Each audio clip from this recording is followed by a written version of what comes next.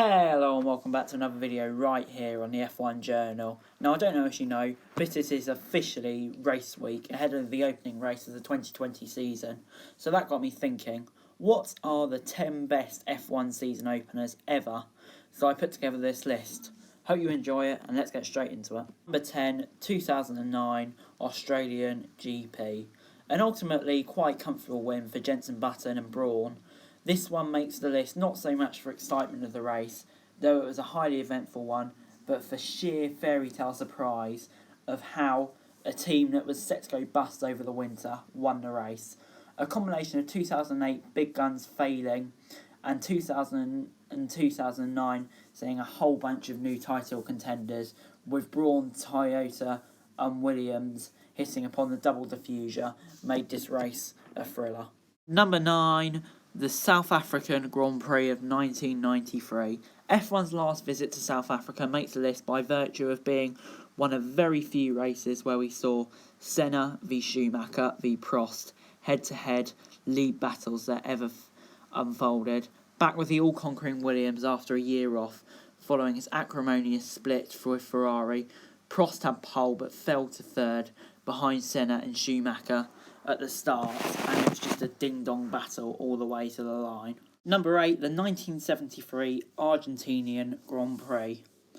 A Buenos Aires thriller only decided in the final laps with 5 potential winners from 3 different teams, with Jackie Stewart suffering from high tyre wear and Patterson's engine failing. It came down to an epic lead battle between Seaver and Emerson Fittipaldi, was only resolved in the Lotus' favour with a tight move 10 laps from the flag.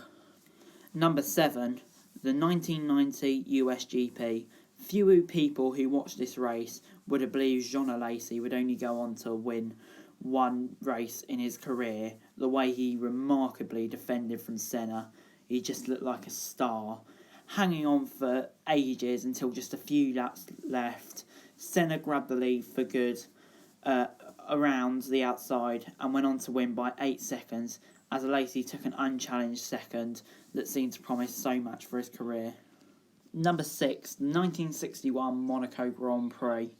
A tense thriller from the era where a race now generally a quarter of the way into the championship season often opened it. Stirling Moss beat Richie Gunter's Ferrari to pole, but lost the lead at the start. No matter, by lap 14 of the 100-lap marathon, Moss was all over the back of the Ferrari and made it ahead into Massenet. He stayed there against the odds for the rest of the gruelling near 3-hour race, keeping first Gunter's teammate Phil Hill at arm's length, then resisting a resurgent Gunter late on as the pair pushed it to the absolute limit. Number 5, the 1997 Australian GP. In qualifying, when Jacques Villeneuve's Williams was 1.7 seconds ahead of the rest, it seemed ridiculous to suggest a mad race, but that is exactly what we got after Eddie Irvine ended Villeneuve's race in the first corner.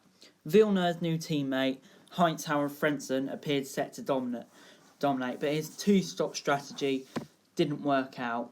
Schumacher's Ferrari then had to make an unscheduled fuel stop, which left Coulthard open to win his first race for McLaren in years. Number 4, the 1977 Argentine Grand Prix. Another shock debut win for a team is next on our list. Wolff had technically entered F1 the previous year, partnering with Frank Williams to race a former Hesketh design, but 1977 was the first proper year for Walter Wolff's short-lived F1 project, as he went his own way, kept ex-Hesketh designer Harvey Postlethwaite, easy for me to say, on board, and added former Lotus manager Paul Waugh and former Tyrrell driver Jody Scheckter. Number 3, the 1989 Brazilian Grand Prix, a race where the winner famously thought he had no chance of finishing. Ferrari's gorgeous 640, which pioneered semi-automatic gear shifting in F1, had been so fragile in testing that team's new signing, Nigel Mansell, fully expected a very early retirement in the opener at Rio. No, he ended up winning, and just the tension of whether the car would blow up or not just made this a thrilling race to watch, and the surprise when Mansell crossed the line was just truly fantastic. Number 2, the 1982 South African Grand Prix. Alain Prost is generally regarded as the master tactician and cautious player of percentages. Carl Army 1982 is the greatest evidence of his ability to be flat out charger when he needed to be. The biggest factor in his win was sheer raw pace from Frost as he unlapped himself and relentlessly hunted down every car ahead. Just 27 laps after disaster and struck, and it looked like his race was over, he repassed René Arnoux and moved into the lead, which he wouldn't lose again. Number 1, the 2003 Australian Grand Prix. This race just gets to the top of the list partly because of how refreshing it was.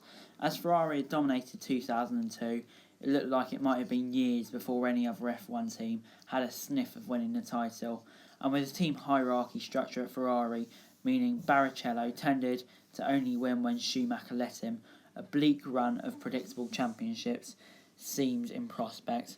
However, this was not the case when Juan Pablo Montoya very swiftly rejoined and resisted the recovering Michael Schumacher for second, but Coulthard clinched an entirely unexpected final Grand Prix win and beating the Ferraris in what was a thrilling race. That's it, that's our list. Thanks very much for watching. Remember to like, share, subscribe. Let me know what you think in the comments below. Remember to follow us on Twitter for F1 news and subscribe to our other channels on screen right now. That'd be greatly appreciated. Thanks very much for watching. Peace.